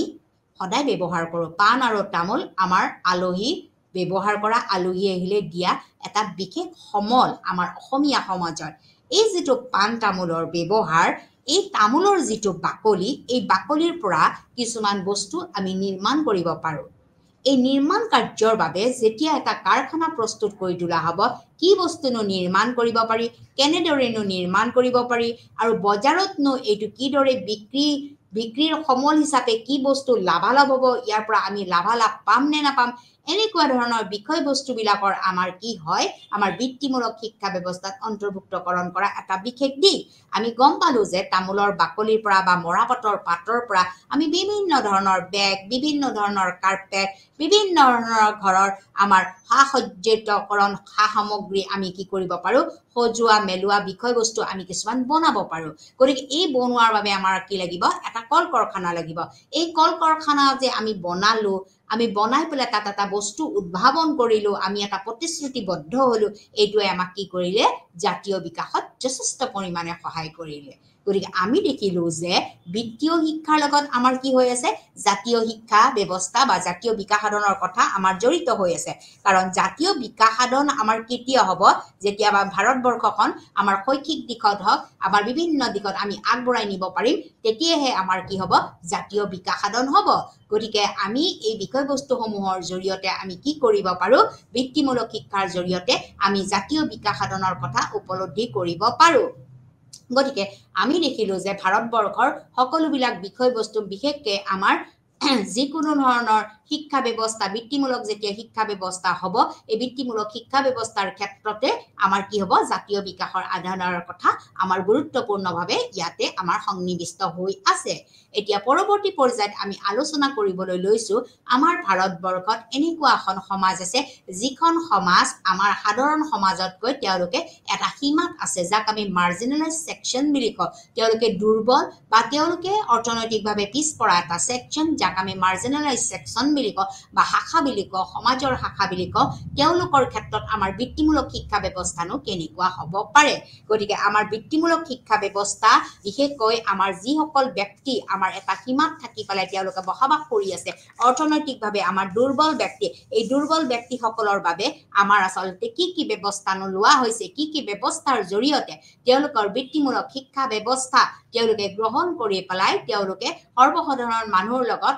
সমানে আহিব পাৰে তাৰ বাবে কিছুমান ব্যৱস্থা হাতত লোৱা হৈছে গতিকে যাক আমি কৈছো যে vocational education for marginalize section of the society গতিকে আমাৰ সমাজত সকলোবিলাকে যে অৰ্থনৈতিকভাৱে টনকিয়াল ব্যক্তি থাকিব বা টনকিয়াল পৰিয়াল থাকিব এনেকুৱা নহয় আমাৰ সমাজ ব্যৱস্থাত অৰ্থনৈতিকভাৱে পিছপৰা বহুতো আমাৰ ব্যক্তি আছে বহুতো মানুহ আছে যিসকল মানুহক আমি কি বুলি কওঁ মাৰ্জিনেলাইজ সেকশন বা এটা বিশেষ শাখাৰ আমি ব্যক্তি হিচাপে সমাজৰ ব্যক্তি হিচাপে আমি গণ্য কৰো গতিকে তেওঁলোকৰ বাবে আমি কি ব্যৱস্থা হাতত লৈছো এইটো হৈছে আমাৰ গুৰুত্বপূৰ্ণ বিষয়বস্তু গতিকে তেওঁলোকৰ বাবে আমি হাতত লোৱা বিষয়বস্তুটো হৈছে যে আমি যিবিলাক আমি বৃত্তিমূলক শিক্ষা দিছো এই বৃত্তিমূলক শিক্ষা ব্যৱস্থাৰ আমাৰ বহু প্ৰৱেশ আৰু প্ৰস্থানৰ প্ৰয়োজন তেওঁলোকৰ যে বিভিন্ন ধৰণৰ আমাৰ ভাৰতবৰ্ষত যে বৃত্তিমূলক শিক্ষা ব্যৱস্থা আছে এই বৃত্তিমূলক শিক্ষা ব্যৱস্থা তেওঁলোকে কেনেকৈ নামভৰ্তিকৰণ কৰিব পাৰিব বা তেওঁলোকে প্ৰস্থান কৰিব পাৰিব তেওঁলোকে ল'ব পাৰিব এই বিষয়ৰ প্ৰয়োজন সেই বিশেষ সেকশন বা বিশেষ শাখাটোৰ বাবে অতি গুৰুত্বপূৰ্ণ বিষয়বস্তু ইয়াৰ উপৰিও আমাৰ বৃত্তীয় শিক্ষাৰ ক্ষেত্ৰত কিছুমান হস্তমেধি মডুলাৰ পাঠ্যক্ৰম বিকশিত হয় এতিয়া হস্তমেধি মডুলাৰ পাঠ্যক্ৰম কেনেদৰে আমি বিকাশ সাধন কৰিম গতিকে আমি হস্তমেধি মডুলাৰ পাঠ্যক্ৰম বিকাশ সাধনৰ ক্ষেত্ৰত আমি কি কৰিব পাৰো যদি আমি বিকশিত কৰিব পাৰো তেতিয়াহলে আমাৰ এই বিশেষ শাখাৰ আমাৰ সমাজৰ এই বিশেষ শাখাৰ আমাৰ সেকশনৰ ব্যক্তিসকল কি হ'ব বিকাশ সাধন হ'ব ইয়াৰ উপৰিও জীৱিকা অৰ্জন কৰা কিদৰে তেওঁলোকে জীৱিকা অৰ্জন কৰিব কিদৰে তেওঁলোকে যিকোনো এটা আমাৰ বৃত্তিমূলক শিক্ষা ব্যৱস্থা গ্ৰহণ কৰি পেলাই জীৱিকা ল'ব এই জীৱিকাটো তেওঁলোকে গ্ৰহণ কৰি পেলাই কেনেকৈ নিজকে আগবাঢ়ি যাব ইয়াৰ ওপৰত আমি গুৰুত্ব প্ৰদান কৰিব লাগিব গতিকে এটা আমি বৃত্তিমূলক শিক্ষা ব্যৱস্থা প্ৰদান কৰিলেই নহ'ব বা তেওঁলোকে এটা বৃত্তি গ্ৰহণ কৰিলেই নহ'ব এই বৃত্তিটোৰ লগত তেওঁলোকৰ কি হৈ আছে জীৱিকা তেওঁলোকৰ নিৰ্ভৰ হৈ আছে কেনেকুৱা জীৱিকা ল'ব কেনেকুৱা জীৱিকাৰ দ্বাৰা তেওঁলোকে আগবাঢ়ি যাব গতিকে জীৱিকা অৰ্জন কৰাৰ ক্ষেত্ৰতো আমাৰ কি হৈ আছে এই যেটো বিশেষ শাখাৰ ব্যক্তি এই বিশেষ শাখাৰ ব্যক্তিবিলাক বিভিন্ন ধৰণে তেওঁলোকক আমি জড়িত কৰাব লাগিব যে কোনটো বৃত্তি ল'লে তেওঁলোকে কোনটো জীৱিকা গ্ৰহণ কৰিব পাৰিব কোনটো জীৱিকা ল'লে তেওঁলোকে কোনটো বৃত্তিৰে আগবাঢ়ি যাব পাৰিব ইত্যাদি বিভিন্ন ধৰণৰ কথা ইয়াৰ উপৰিও আমাৰ ভকেশনাল যেটো এডুকেশ্যন আছে বৃত্তিমূলক শিক্ষা আছে এই শিক্ষা ব্যৱস্থা আমি কিদৰে সাৰ্বজনীন কৰিম যদি আমাৰ বৃত্তীয় শিক্ষা ব্যৱস্থা সাৰ্বজনীন কৰা নহয় তেতিয়াহ'লে আমাৰ এই বিশেষ সমাজৰ এই বিশেষ শাখাৰ ব্যক্তিখিনি আমি কি কৰিব নোৱাৰিম আগবঢ়াই আনিব নোৱাৰিম যদি আমি আগবঢ়াই আনিব নোৱাৰো তেতিয়া কি হ'ব আমাৰ জাতীয় বিকাশ সাধনৰ ক্ষেত্ৰত বহু পৰিমাণে অসুবিধাৰ সৃষ্টি হ'ব যদি আমাৰ জাতীয় বিকাশ সাধন কৰিব লগা হয় ভাৰতবৰ্ষখন যিহেতু আমাৰ অৰ্থনৈতিকভাৱে পিছপৰা দেশ ভাৰতবৰ্ষৰ এতিয়াও বহু সংখ্যক ৰাজ্য কৃষিৰ ওপৰত নিৰ্ভৰশীল গতিকে এই কৃষিৰ ওপৰত যেহেতু নিৰ্ভৰশীল তেওঁলোকে যিকোনো এটা জীৱিকা অৰ্জন কৰা তেওঁলোকে এটা জীৱিকা গ্ৰহণ কৰা আৰু এই জীৱিকা গ্ৰহণ কৰিবৰ বাবে তেওঁলোকে কি ধৰণৰ বৃত্তিমূলক শিক্ষা ব্যৱস্থা লিব আৰু এই বৃত্তিমূলক শিক্ষা ব্যৱস্থা সেইবাবে আমি কি কৰিব লাগিব সাৰ্বজনীন কৰিব লাগিব যদিহে সাৰ্বজনীন কৰা হয় যদিহে সাৰ্বজনীন কৰা হয় বাধ্যতামূলক কৰা হয় তেতিয়াহে আমাৰ কি হ'ব ভাৰতবৰ্ষৰ এই বিশেষ শাখাৰ ব্যক্তিসকল কি হ'ব আগবাঢ়ি আহিব ইয়াৰ উপৰিও নল গেট কম্পেনশ্যন আৰু অৰ্থনৈতিক সম্ভাৱনা বিকাশ সাধন কৰা আমাৰ যিটো নল গেট কম্পেনটেনশ্যন বিষয়বস্তুটো আছে এই বিষয়বস্তুটো আমাৰ সাধাৰণতে এই বিশেষ শাখাৰ আমাৰ সমাজৰ এই বিশেষ শাখাৰ শ্ৰেণীটোৰ লগত এটা জড়িত বিষয়বস্তু আৰু অৰ্থনৈতিক সম্ভাৱনাৰ বিকাশ সাধন কৰা এতিয়া অৰ্থনৈতিকভাৱে যদি কোনো সম্ভাৱনা নাথাকে অৰ্থনৈতিকভাৱে যদি ই আগবঢ়া বিষয় নহয় বা বৃত্তি নহয় এই বিষয়টোৰ ওপৰতো আমাৰ কি থাকিব লাগিব কিছুমান জ্ঞান আমাৰ এই বিশেষ শাখাৰ ব্যক্তিসকলক দিব লাগিব যাৰ জৰিয়তে তেওঁলোকে বৃত্তিমূলক শিক্ষা ব্যৱস্থা গ্ৰহণ কৰি পেলাই তেওঁলোকে সমাজত এক নতুন পদক্ষেপ হাতত ল'ব পাৰিব আৰু ইয়াৰ জৰিয়তে আমাৰ দেশখন অৰ্থনৈতিকভাৱে বা আমাৰ ৰাষ্ট্ৰীয় বিকাশ সাধনৰ ক্ষেত্ৰত যথেষ্ট পৰিমাণে সহায় কৰিব পাৰিব গতিকে আমাৰ বিত্তীয় শিক্ষা প্ৰদানৰ ক্ষেত্ৰত যিটো বিশেষ শাখাৰ আমাৰ ব্যক্তি আছে বা বিশেষ শাখাৰ যিটো বিভাগ আছে এই বিশেষ শাখাৰ বিভাগটোৰ ক্ষেত্ৰত আমাৰ কি হ'ব লাগিব বহু প্ৰৱেশ আৰু প্ৰস্থানৰ প্ৰয়োজন হ'ব তেওঁলোকক মই পুনৰবাৰ কৈছো যে বহু প্ৰৱেশ তেওঁলোকে বিভিন্ন ধৰণৰ বৃত্তিমূলক শিক্ষাৰ কথা জানিব লাগিব আৰু কিদৰে প্ৰস্থান কৰিব কিদৰে এন্ট্ৰি কৰিব এইটো বিষয়ে জানিব লাগিব ইয়াৰ উপৰিও আমাৰ ষষ্ঠ মেধি যিটো মডুলাৰ পাঠ্যক্ৰম আমাৰ যিটো 6 টাৰ্ম অফ 1 ইয়াৰ হওক বা কম সময়ৰ ভিতৰতে ল'ব পৰা কিছুমান বৃত্তিমূলক পাঠ্যক্ৰমৰ কি কৰিব লাগিব বিকাশ সাধনৰ ব্যৱস্থা হাতত ৰাখিব লাগিব ইয়াৰ উপৰিও জীৱিকা অৰ্জন কৰা কেনেকুৱা ধৰণৰ জীৱিকা তেওঁলোকে গ্ৰহণ কৰিব কোনবিলাক জীৱিকাৰ জৰিয়তে তেওঁলোকে আগবাঢ়ি যাব এই বিষয়টোৰ ওপৰত তেওঁলোকে গুৰুত্ব প্ৰদান কৰিব লাগিব ইয়াৰ উপৰিও আমাৰ যিবিলাক বিত্তীয় শিক্ষা ব্যৱস্থা আছে এই বিত্তীয় শিক্ষা ব্যৱস্থা আমি সাৰ্বজনীন কৰিব পাৰিলেহে আমাৰ বিশেষ শাখাৰ যিটো আমাৰ বিভাগ আছে বিশেষ সমাজৰ যিটো বিশেষ শাখাৰ বিভাগ আছে এই বিভাগটোৱে আগবাঢ়ি যাব পাৰিব ইয়াৰ উপৰিও আমাৰ বিশেষ শাখাৰ সমাজৰ এই বিশেষ শাখাৰ ব্যক্তিসকলক আমি নল গেট কম্পেনটেনশ্যন আৰু অৰ্থনৈতিক সম্ভাৱনা আৰু বিকাশ সাধন কৰাৰ ক্ষেত্ৰত আমি গুৰুত্ব প্ৰদান কৰিব লাগিব গতিকে আমাৰ ভাৰতবৰ্ষৰ সাধাৰণতে আমাৰ যিখিনি বিত্তীয় শিক্ষা এই বিত্তীয় শিক্ষাৰ লগত আমাৰ কি হৈ আছে জ্ঞানৰ অৰ্থনীতি আমাৰ অন্তৰ্ভুক্ত হৈ আছে গতিকে জ্ঞানৰ অৰ্থনীতিসমূহ আমি অন্তৰ্ভুক্ত কৰি তুলিবলৈ হলে আমি কি কৰিব লাগিব আমাৰ বিশেষ শাখাৰ ব্যক্তিসকলকো সেই মৰ্মে আমি আগবঢ়াই নিব পাৰিব লাগিব গতিকে আমি দেখিব পাৰিলো যে বৃত্তিমূলক শিক্ষা ব্যৱস্থাই আমাৰ মানুহৰ সকলোবিলাক বিষয়ৰ ক্ষেত্ৰত আমাক বহু পৰিমাণে আগবঢ়াই নিছে এতিয়া মই আলোচনা কৰিবলৈ লৈছো আমাৰ ভাৰতবৰ্ষত ইতিমধ্যে মই বহুকেইটা পাঠত আপোনালোকক বাধাগ্ৰস্ত শিশুসকলৰ বা দিব্যাংগ শিশুসকলৰ কথাৰ বিষয়ে আলোচনা কৰিছো আজি মই এতিয়া আলোচনা কৰিবলৈ লৈছো তেওঁলোকৰ বাবে যেনেকৈ আমাৰ সাধাৰণ শিক্ষা বৰ্তমান আমাৰ ইনক্লুচিভ এডুকেশ্যন বা আমাৰ অন্তকালীন শিক্ষা ব্যৱস্থা আহি পৰিলে ঠিক সেইদৰে আমাৰ এই যিবিলাক আমাৰ বিশেষ শিশু আছে যিবিলাক আমাৰ বাধাগ্ৰস্ত শিশু আছে এই বাধাগ্ৰস্ত ব্যক্তিসকলক আমি কিদৰে বৃত্তিমূলক শিক্ষা ব্যৱস্থা প্ৰদান কৰিম বা তেওঁলোকৰ যিটো বিশেষ প্ৰয়োজন আছে এই বিশেষ প্ৰয়োজনটো আমি বৃত্তিমূলক শিক্ষাৰ জৰিয়তে কিদৰে প্ৰয়োজনটো পূৰণ কৰিম এই বিষয়ে মই আলোচনা কৰিবলৈ লৈছো আমি জানো যে আমাৰ ভাৰতবৰ্ষত আমাৰ পাৰ্সনস উইথ ডিসেবিলিটিজ অৰ্থাৎ আমাৰ কিছুমান কি আছে ব্যক্তি আছে যি সম্পূৰ্ণৰূপে বাধাগ্ৰস্ত গতিকে এই বাধাগ্ৰস্ত যিবিলাক ব্যক্তি আছে এই বাধাগ্ৰস্ত ব্যক্তিসকলক আমি কি কৰিব লাগিব শিক্ষা প্ৰশিক্ষণ শক্তিশালী কৰি পেলাই তেওঁলোকৰ যিটো অন্ধবিশ্বাস আৰু অৰ্থনৈতিক গঢ়াৰ বাবে এক শক্তিশালী সঁজুলি গঢ়ি তুলিব লাগিব তেওঁলোকক আমি শক্তিশালী কৰি তুলিব লাগিব তেওঁলোকৰ মনত এটা আত্মবিশ্বাস গঢ়ি তুলিব লাগিব যে তেওঁলোকে কিবা এটা কৰিব পাৰিব দে ডু সামথিং তেওঁলোকে কিবা এটা কৰিব পাৰিব আৰু ভাৰতীয় অৰ্থনীতিত এটা তেওঁলোকে সুদৃঢ় পদক্ষেপ ল'ব পাৰিব তেওঁলোকো একোজন ব্যক্তি যিহেতু আমাৰ সম্পূৰ্ণৰূপে ভাৰতীয় অৰ্থনীতি বা জাতীয় বিকাশ সাধনৰ কথাটো আমাৰ নাগৰিকৰ বিকাশ সাধনৰ লগত জড়িত হৈছে প্ৰত্যেকজন ব্যক্তি যেতিয়া আত্মনিৰ্ভৰশীল হ'ব তেতিয়াহে আমি জাতীয় বিকাশৰ কথা আমি উপলব্ধি কৰিব পাৰিম গতিকে আমাৰ যদি প্ৰত্যেকজন ব্যক্তিয়ে যদি আগবাঢ়ি যাব লগা হয় অৰ্থনৈতিকভাৱে টনকিয়াল হ'ব লগা হয় তেতিয়াহ'লে আমাৰ যিখিনি বাধাগ্ৰস্ত ব্যক্তি থাকিব persons with disabilities তেওঁলোকক আমি কিদৰে শক্তিশালী কৰিম তেওঁলোকক শক্তিশালী কৰিবলৈ হ'লে তেওঁলোকে যিকোনো এটা বৃত্তি গ্ৰহণ কৰাৰ বাবে তেওঁলোকক আমি আত্মবিশ্বাস গঢ়ি দি তুলিব লাগিব গতিকে তেওঁলোকে আত্মবিশ্বাস গঢ়ি দি তুলি পেলাই আমি অৰ্থনীতি কি কৰি নিব লাগিব আগবঢ়াই নিব লাগিব এইটো এটা হৈছে আমাৰ কি শক্তিশালী সঁজুলি ইয়াৰ উপৰিও আমাৰ যিবিলাক PWD অৰ্থাৎ পাৰ্সনছ উইথ ডিসেবিলিটিজ আছে তেওঁলোকক যত্ন ল'বলৈ জনশক্তি আমি প্ৰস্তুত কৰিব লাগিব কাৰণ তেওঁলোকে হতাশাত ভোগে তেওঁলোকৰ পিতৃ মাতৃসকলে কেতিয়াবা হতাশাত ভাবে যে মোৰ ল'ৰাটো কি কৰি খাব মোৰ ছোৱালীজনী কি কৰি খাব পৰৱৰ্তী পৰ্যায়ত এটা সময়লৈকে তেওঁলোকে মাক দেউতাকে তেওঁলোকক যত্ন ল'ব পাৰিব বা কেয়াৰ ল'ব পাৰিব বা চৰকাৰেও তেওঁলোকক কিবা বিভিন্ন ধৰণৰ পদক্ষেপ হাতত ল'ব পাৰিব কিন্তু তেওঁলোকে যেতিয়া 18 বছৰ অৱতীৰ্ণ হ'ব 18 বছৰ হোৱাৰ লগে লগে এই বিশেষ শ্ৰেণী বা বাধাগ্ৰস্ত শিশুসকলৰ দায়িত্ব কোনে ল'ব এইটো হৈছে এটা গুৰুত্বপূৰ্ণ প্ৰশ্ন গতিকে এই গুৰুত্বপূৰ্ণ প্ৰশ্নটোৰ আমি উত্তৰ দিবলৈ হ'লে আমি কৰিব লাগিব কি জনশক্তি প্ৰস্তুতকৰণ কৰিব লাগিব কিদৰে জনশক্তি প্ৰস্তুতকৰণ কৰিম গতিকে জনশক্তি প্ৰস্তুত কৰিবৰ বাবে হ'লে আমি কিছুমান পদক্ষেপ আমাৰ চৰকাৰে হাতত লৈছে এই পদক্ষেপবিলাক হাতত হৈছে যে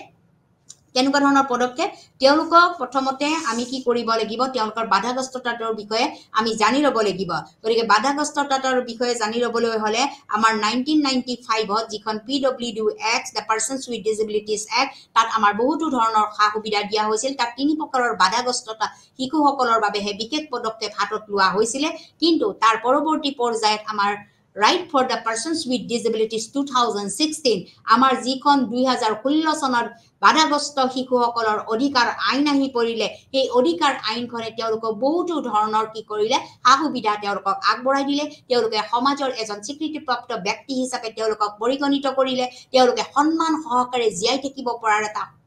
সুবিধা কৰি দিলে তেওঁলোকে যেনে বিভিন্ন কৰ্মৰ পৰা ডিপ্ৰাইভ নহয় তেওঁলোকে যে আতৰি হ'ব নালাগে তেওঁলোকে বিভিন্ন ধৰণৰ কোৰ্স বিলাকৰ বা বিষয়সমূহত নামভৰ্তিকৰণৰ এটা বিশেষ সুবিধা তেওঁলোকক দিয়া হ'ল গতিকে আমি দেখা পাইছো যে আমি বিত্তীয় শিক্ষাৰ জৰিয়তেও আমি কি কৰিব পাৰো এই বিশেষ শিক্ষাৰ বিশেষ শিশুসকলৰ প্ৰয়োজন পূৰণ আমি কৰিব পাৰো ইতে কিদৰে আমি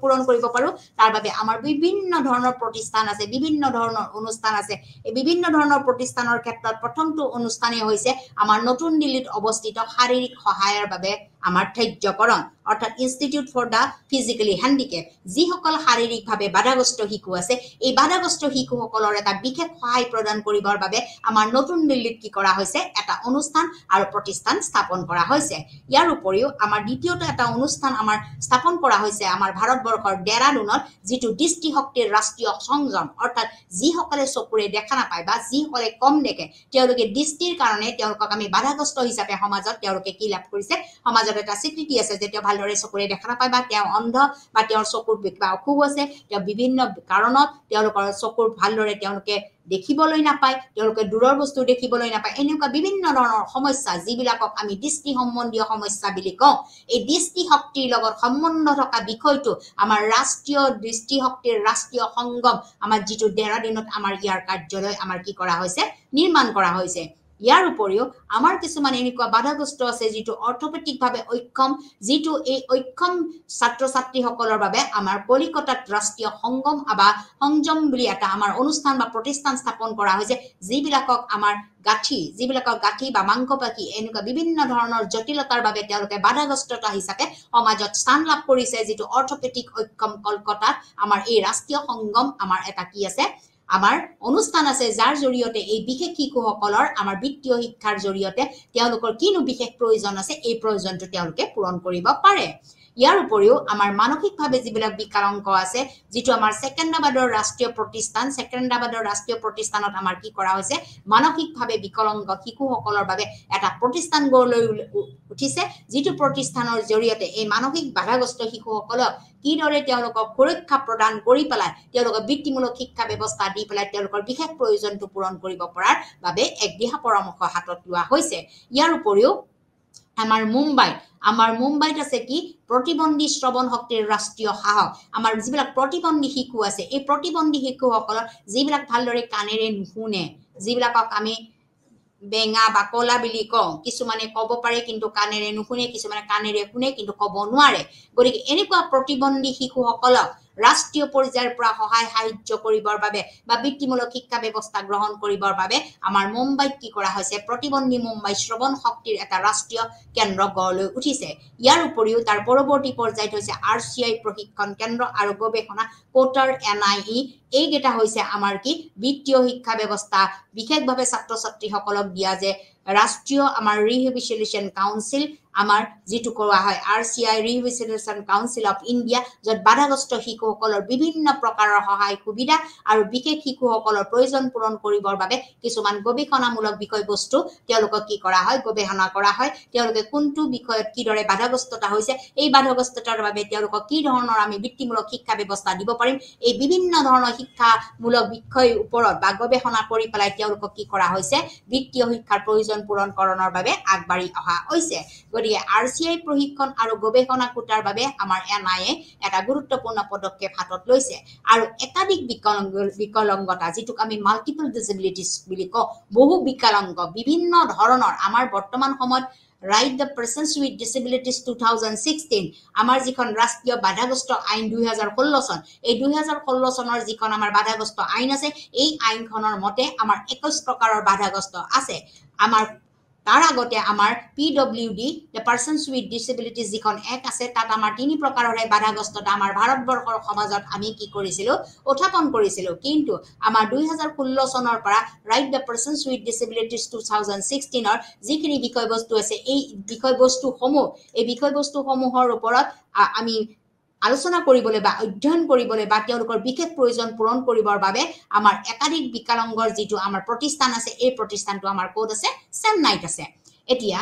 এইখিনি হৈছে আমাৰ কি বিভিন্ন ব্যক্তি যিসকল ব্যক্তি বিশেষ প্ৰয়োজনৰ ওপৰত ভিত্তি কৰি পেলাই সমাজত দিবাংগ হিচাপে আমি জানো বা বিশেষ আমি শাৰীৰিক বা মানসিক বাধাগ্ৰস্ত দেখা পাওঁ এই শাৰীৰিক বা মানসিক বাধাগ্ৰস্ত শিশুসকলৰ মাজত আমি কি ধৰণৰ কি প্ৰতিষ্ঠান আমাৰ আছে আমাৰ ভাৰতবৰ্ষৰ এই বিষয়ে মই আলোচনা কৰিলো গতিকে এই আলোচনাৰ জৰিয়তে আমি দেখা পালো যে উপৰোক্ত এই ধৰণৰ প্ৰতিষ্ঠানসমূহে আমাৰ ভাৰতবৰ্ষৰ এই বিশেষ শিশুসকলক যিবিলাকক বিত্তীয় শিক্ষাৰ প্ৰয়োজন আছে আৰু তেওঁলোকে বিশেষ প্ৰয়োজন আমি পূৰণ কৰিব পৰাটো আমাৰ এটা গুৰুত্বপূৰ্ণ বিষয় গতিকে PWDS শিক্ষা প্ৰশিক্ষণ শক্তিশালী কৰাটো সমস্যা আমাৰ আত্মবিশ্বাস আৰু অৰ্থনৈতিক গঢ়াৰ বাবে এক শক্তিশালী সঁজুলি গতিকে Persons with Disabilities বা আমি যিবিলাক আমি বিকলাংগ হিচাপে আমি জানো তেওঁলোকক আমি যদি প্ৰশিক্ষণ নিদো তেওঁলোকক যদি আমি বৃত্তিমূলক শিক্ষা ব্যৱস্থা নিদো তেওঁলোকক যদি আমি শক্তিশালী নকৰো বা তেওঁলোকৰ মনত যদি আত্মবিশ্বাস গঢ় লৈ উঠাব নোৱাৰো তেতিয়াহলে আমাৰ ভাৰতীয় অৰ্থনীতি আমি বিকাশ সাধন হ'ব নোৱাৰিব গতিকে ভাৰতীয় অৰ্থনীতি বিকাশ সাধন হ'বলৈ হলে যদি আমাৰ ভাৰতীয় অৰ্থনীতি বা ৰাষ্ট্ৰীয় বিকাশ সাধন কৰিবলগীয়া হয় গতিকে আমাৰ সাধাৰণ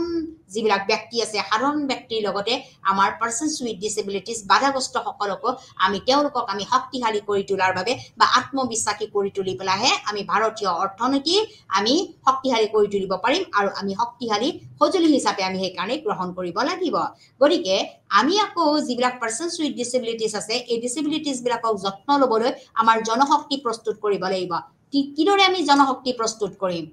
আমি তেওঁলোকক কিদৰে শক্তি যোগাম যে তেওঁলোকক যত্ন লবলৈ আমাৰ কিছুমান প্ৰতিষ্ঠান থাকিব লাগিব যিহেতু আমি কৈছো আমাৰ সমাজত বহুতো বাধাগ্ৰস্ত আছে বিভিন্ন প্ৰকাৰৰ বাধাগ্ৰস্ত আছে শাৰীৰিক আছে মানসিক আছে সেৰিব্ৰেল পলিসি আছে স্নায়ুবিকভাৱে দুৰ্বলতা আছে গৰি বিভিন্ন ধৰণৰ যিবিলাক মানসিক বা শাৰীৰিক বাধাগ্ৰস্ত আছে এই বাধাগ্ৰস্ত সকলক আমি আগবঢ়াই নিয়াৰ ক্ষেত্ৰত আমাৰ ভাৰত চৰকাৰে আমাৰ কি কৰিছে ভাৰতবৰ্ষৰ বিভিন্ন ঠাইত বিভিন্ন ৰাজ্যত কিছুমান প্ৰতিষ্ঠান আমাৰ কি কৰিছে স্থাপন কৰিছে যিবিলাক প্ৰতিষ্ঠানৰ জৰিয়তে তেওঁলোকে কি কৰিব পাৰে বিশেষ প্ৰয়োজন তেওঁলোকৰ পূৰণ কৰিব পৰা যায় এই বিশেষ প্ৰয়োজন পূৰণ কৰিব পৰা এটা প্ৰথম অনুষ্ঠান হৈছে যে নতুন দিল্লীত শাৰীৰিক সহায়ক সকলৰ বাবে কিছুমান তেওঁলোকক কিদৰে আমি ধাৰ্য কৰিম শাৰীৰিক সহায়ৰ বাবে এটা প্ৰতিষ্ঠান আছে আমাৰ নতুন দিল্লীত দ্বিতীয়টো হৈছে দৃষ্টিশক্তি যিসকলে চকুৰে দেখা নাপায় বা চকুৰে কম দেখে তেওঁলোকৰ বাবে দৃষ্টিশক্তিৰ ৰাষ্ট্ৰীয় সংগম আমাৰ ডেৰাডুনত আছে ইয়াৰ উপৰি আমাৰ অৰ্থপেটিক বা অক্ষম আমাৰ কলকাতাৰ ৰাষ্ট্ৰীয় সংযম আমাৰ সমিতিত আছে ইয়াৰ উপৰি মানসিকভাৱে যিবিলাক বিকলাংগ এই বিকলাংগসকলক আমাৰ সেকেন্দ্ৰাবাদত ৰাষ্ট্ৰীয় প্ৰতিষ্ঠান আছে ইয়াৰ উপৰি আমাৰ প্ৰতিবন্ধী যিবিলাক আছে মুম্বাইৰ শ্ৰৱণ শক্তিৰ ৰাষ্ট্ৰীয় আমাৰ যিটো আমাৰ সাহস কেন্দ্ৰ এই ৰাষ্ট্ৰীয় সাহস কেন্দ্ৰৰ জৰিয়তে আমাৰ প্ৰতিবন্ধীসকলক আমাৰ মুম্বাইৰ শ্ৰৱণ যিবিলাক কাণেৰে শুনা নাপায় ভালদৰে তেওঁলোকৰ বাবে আমাৰ কি কৰা হৈছে ৰাষ্ট্ৰীয় এটা সেৱা সংঘ গঠন কৰা হৈছে ইয়াৰ উপৰি RCI Rehabilitation Council of India যিখনে আমাৰ সম্পূৰ্ণৰূপে বাধাগ্ৰস্তসকলৰ বাবে এটা বিশেষ আইন এই বিশেষ আইনখনৰ জৰিয়তে তেওঁলোকৰ গৱেষণাৰ বিষয়বস্তু কৰা হৈছে গৱেষণা কোটাৰ বাবে NI বিভিন্ন প্ৰশিক্ষণ মাধ্যম আৰু গৱেষণা কৰি পেলাই তেওঁলোকক কি ধৰণৰ বিশেষ প্ৰয়োজন পূৰণ কৰিব পৰা যাব এই বিষয়ৰ ওপৰত গুৰুত্বপূৰ্ণ পদক্ষেপ হাতত লোৱাৰ বাবে এইখন প্ৰতিষ্ঠান স্থাপন কৰা হৈছে আকৌ আমাৰ চেন্নাইত একাধিক বিকলাংগ বা মাল্টিপল ডিসেবিলিটিজ বা বহু বিকলাংগসকলৰ বাবে আমি কি ধৰণৰ পদক্ষেপ হাতত ল'ম ইয়াৰ বাবে আমাৰ কি হৈ আছে চেন্নাইত আমাৰ এই বিষয়বস্তুটো বা একাধিক বিকলাংগতাৰ বিষয়ে আমাৰ ইয়াত অন্তৰ্ভুক্ত কৰা হৈছে গতিকে ইয়াৰ পিছত আমি দেখিলো যিবিলাক বিকলাংগ আছে আমি অনুষ্ঠান প্ৰতিষ্ঠানৰ কথা জানিলো আমাৰ ভাৰতীয় শিক্ষা ব্যৱস্থাত তেওঁলোকে কি পদক্ষেপ হাতত ল'ব এইটো বিষয়ে আমি গম পালো গতিকে তেওঁলোকৰ বাবে বিভিন্ন প্ৰতিষ্ঠানসমূহ স্থাপনৰ জৰিয়তে তেওঁলোকক কিদৰে আগবঢ়াই নিব পৰা যাব বা ৰাষ্ট্ৰীয় বিকাশ সাধনৰ ক্ষেত্ৰত ইয়াৰ গুৰুত্ব কি এই বিষয়ে আমি গম পালো গতিকে আমি এতিয়া জানিব লাগিব যে আমাৰ এই যিবিলাক বিত্তীয় শিক্ষা ব্যৱস্থা দিয়া হয় এই বিত্তীয় শিক্ষা ব্যৱস্থাৰ বাবে কি আঁচনি আমাৰ কেন্দ্ৰীয় চৰকাৰৰ আৰু ৰাজ্যিক পৰ্যায়ত আছে কি কেন্দ্ৰীয় চৰকাৰত আৰু ৰাজ্যিক পৰ্যায়ত আছে এতিয়া আমাৰ কেন্দ্ৰীয় চৰকাৰৰ দ্বাৰা যিবিলাক আমাৰ বিষয়বস্তু বা আঁচনি প্ৰস্তুত কৰা হয় তাক আমি কেন্দ্ৰীয় আঁচনি বুলি কওঁ আৰু ৰাজ্যিক চৰকাৰৰ আমাৰ ষ্টেট লেভেলত অৰ্থাৎ ৰাজ্যিক পৰ্যায়ত যিবিলাক আমাৰ আঁচনি লোৱা হয় এই আঁচনিসমূহ আমি ৰাজ্যিক লেভেলৰ আঁচনি বুলি কওঁ গতিকে প্ৰথমটো আমাৰ আঁচনি হৈছে যে ক্ৰাফ্টমেন প্ৰশিক্ষণ কাৰ্যসূচী এতিয়া আমি বিভিন্ন ধৰণৰ ক্ৰাফ্ট বিভিন্ন ধৰণৰ কলাত্মক বিষয়সমূহৰ প্ৰশিক্ষণ দিবৰ বাবে আমাৰ এটা কাৰ্যসূচী বা এখন আঁচনি আছে যাক আমি কি বুলি কওঁ ক্ৰাফ্টমেন প্ৰশিক্ষণ কাৰ্যসূচী এতিয়া ক্ৰাফ্টমেন প্ৰশিক্ষণৰ কাৰ্যসূচীৰ জৰিয়তে আমাৰ যিবিলাক ছাত্ৰ ছাত্ৰী আছে এই ছাত্ৰ ছাত্ৰীসকলে বিভিন্ন ধৰণৰ কাৰিকৰী বিষয়ত বিভিন্ন ধৰণৰ বুনিয়াদী বিষয়ত বিভিন্ন ধৰণৰ হস্তশিল্পৰ বিষয়ত তেওঁলোকে কি কৰিব পাৰে প্ৰশিক্ষণ ল'ব পাৰে গতিকে এই প্ৰশিক্ষণৰ কাৰ্যসূচী আমি দিবৰ বাবে ক্ৰাফ্টমেন প্ৰশিক্ষণ কাৰ্যসূচী আমি গ্ৰহণযোগ্যভাৱে আমাৰ